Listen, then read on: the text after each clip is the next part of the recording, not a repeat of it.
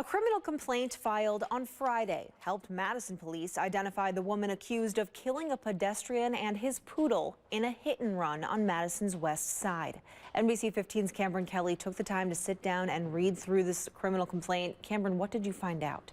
15 pages, Maria. This complaint goes into detail about the February 15th incident on Schrader Road. An arrest warrant was issued for 21-year-old Tiambra Walker, who is accused of hit and run resulting in death, homicide by intoxicated use of a vehicle, and felony jail jumping.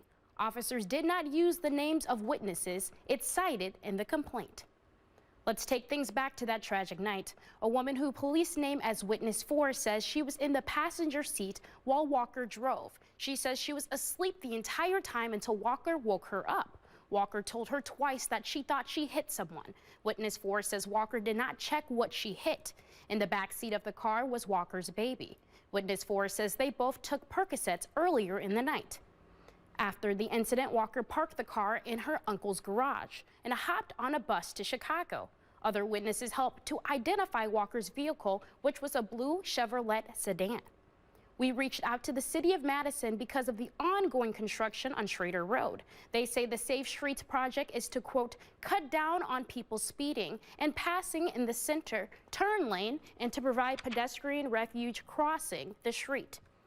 Earlier this month, Walker pleaded guilty to 2 out of 4 hit-and-run charges she faced from a previous incident back in October 2021.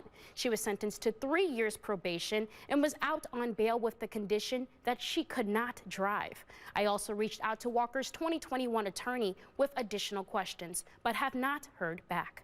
Live in the studio tonight, Cameron Kelly, NBC 15 News.